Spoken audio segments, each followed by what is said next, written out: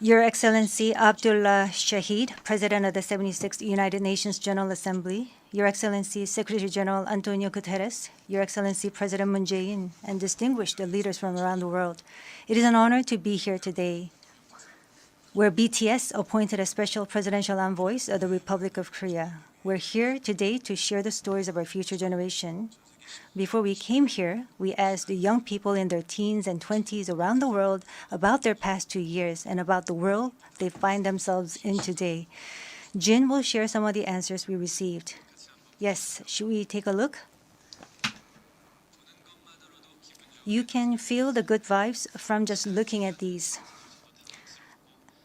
There were times during the past 2 years when I too felt bewildered and troubled. But still here, we have people who cry out, let's live on, let's make the best of this moment.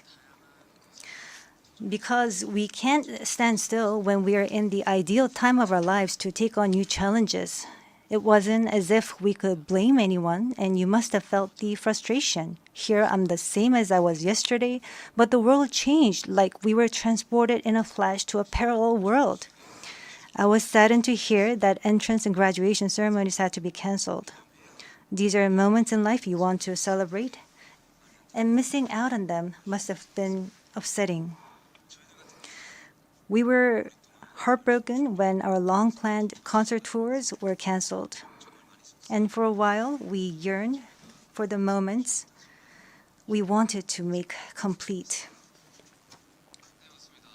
Yes, it was a time for us to mourn for the things that COVID took away from us. A time to discover how precious each and every moment we taken for granted were.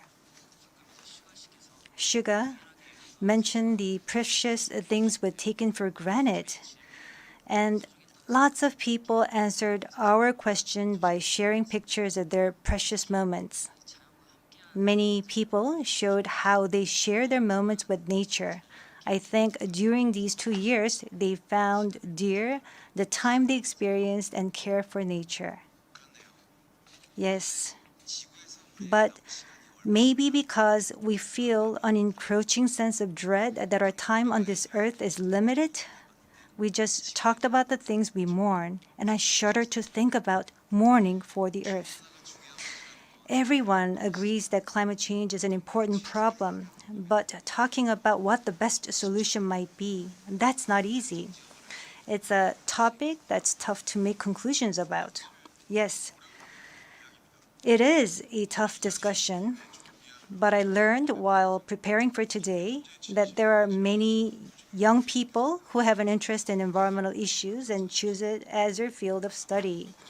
The future is unexplored territory, and that's where we, more than anyone, will spend our time. So these young people were searching for the answers to the question of how we must live that future.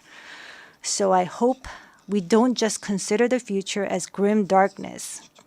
We have people who are concerned for the world and searching for the answers.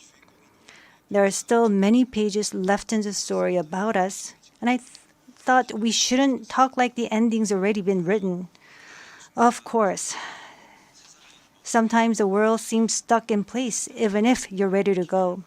Sometimes it feels like you've lost your way. There was a time when we felt the same way.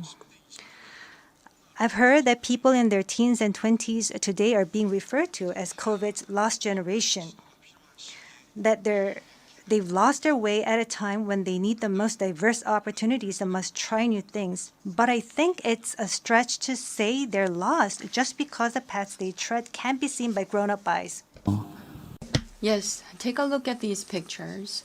Here we have many who are trying hard to continue their friendships online in new ways, start learning new things, live healthier lives.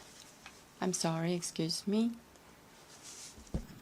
네, 새롭게 공부를 시작하고 더 Yes, these kids are trying to learn new things and trying to figure new things out. They don't look lost. They look like they are finding new courage and taking on new challenges. I think that's why instead of the lost generation, a more appropriate name would be the welcome generation. Because instead of fearing change, this generation says welcome and keeps forging ahead. That's right. If we believe in possibilities and hope, even when the unexpected happens, we will not lose our way, but discover new ones. There will be choices we make that may not be perfect, but that does not mean there will be nothing we can do. That's what I think. What is important are the choices we make when we're faced with change, right? Some of you heard the news that we're coming to the UN, and a lot of you were wondering whether we have been vaccinated. And I'll take this opportunity to say yes. All 7 of us, of course, we received vaccinations. The vaccination was a sort of ticket to meeting our fans waiting for us and to being able to stand here before you today. Just like we said in our message today, we too are doing the things that we're able to do right now. Like the vaccinations, efforts are continuously underway to keep this new reality going forward. And I think the day we can meet again face to face is not far away. Until then, I hope we can fill each of our days to the brim with positive energy. We thought the world had stopped, but it continues to move forward. I believe that every choice we make is the beginning of change, not the end. I hope that in this nascent new world, we can all say to each other, welcome. And now, as we look forward to this future, the permission to dance is our message of welcome that we want to share with everyone today.